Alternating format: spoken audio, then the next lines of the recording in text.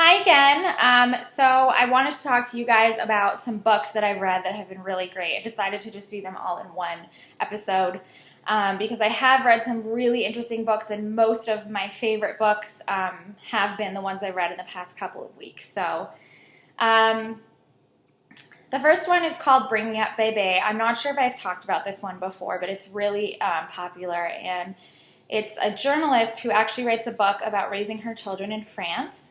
And she's an American, but she marries a British man, and they move to France for his job. And it's just so interesting. She documents all the different ways that French parents raise their children and how different it is from American parents. And she's super honest, and she's not a perfectionist. Like, she shows how she wonders why her children are acting so different from all of their French peers. And slowly but surely, she figures out, these little things that French parents do that are so different. And I found it really eye-opening because, she really does talk about some ways, like sleep training, and she talks a lot about food and introducing food and, manners and stuff like that I think we are a little bit backwards. We think in a very backwards way in America, especially with food and nutritious food, and that was one of my favorite parts of the book. But anyways, you should definitely read it. It's super entertaining. It doesn't feel like a dry parenting book.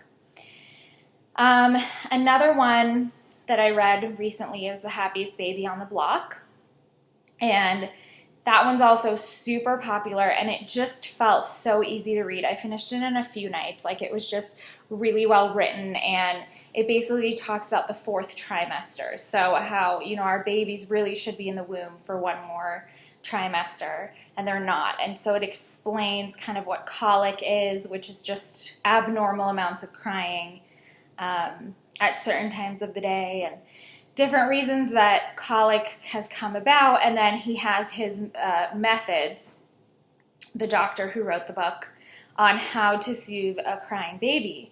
And I actually need to watch some of the YouTubes on it, but it's like the 4 S's or something, and he talks about swaddling and shushing, and it just seems, it seemed really hands-on and really something that I would use with my baby. And I feel like I can go back to it again and again and again and try these different ways of soothing the baby, because that's something I am a little bit nervous about. I've heard colic is so awful, and a lot of babies experience it. And even if you don't have a fussy baby, they are going to have fussy days. So I don't know. It just felt really amazing and really backed up by a lot of scientific evidence. I really loved it. Totally recommend it. And then the third book is called The Good Sleeper. I actually found it at the library, and it's a sleep training book. Also very well written. It doesn't bog you down with a ton of information that you don't really need.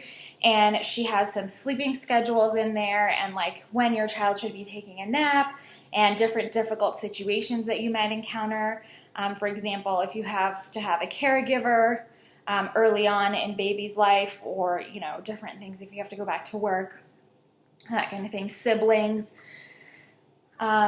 We are probably gonna do some version of the cry it out method. So there's 2 versions. There's no cry method and the cry it out method. She highlights, she explains the difference between the 2 of them, and I just felt like I need a lot of structure. That's how I do things, and so I really like that it's very structured. So it may not be for you if you're more loosey-goosey and you want, you don't want a baby to have a very strict schedule. It may not be for you, even though she does explain a lot of things about infant sleep that are just super fascinating. You should know anyways. But for those of you who are the type A's like me, I think it will really resonate with you, and she just explains things in such a logical way. But at the same time, realizing you have a life, if you need to go out to dinner, if you need to, blah, blah, blah, how to work around that and stay within baby's schedule. And also tips for if all of a sudden you have a schedule and then baby breaks the schedule, which happens all the time, you know, how to get back to where you were. So anyways, it was so fascinating. No one even recommended it to me. I just found it at the library, and it was just like one of the best sleep books I've read so far. And then the fourth one is a book called the Baby Brain Book, I think is what it's. Let me see, I have it right here. Hold on. Okay, so it's called Brain Rules for Baby. I actually had to read it for my psychology class that I'm taking, which is a prerequisite for nursing school. It's the coolest class. It's just like a human development over the lifespan. And this book is so cool. It's written by such a smart man, and he talks a lot about how the neurons develop in a baby's brain, and he also touches on sleeping. There's a whole chapter on sleeping, and like a chapter on your relationship with your spouse and how important that is for baby's brain development. And he kind of debunks some myths about baby's brains, like if you put Mozart on while, you know, baby's in utero, it's not going to do anything. So he's really funny. He has kids of his own. Another book that's very easy to read, a little bit more scientific, but something I would really recommend that's a little bit different from some of the books that are currently on the market. And I think that's pretty much it for the parenting books that I'm going to read.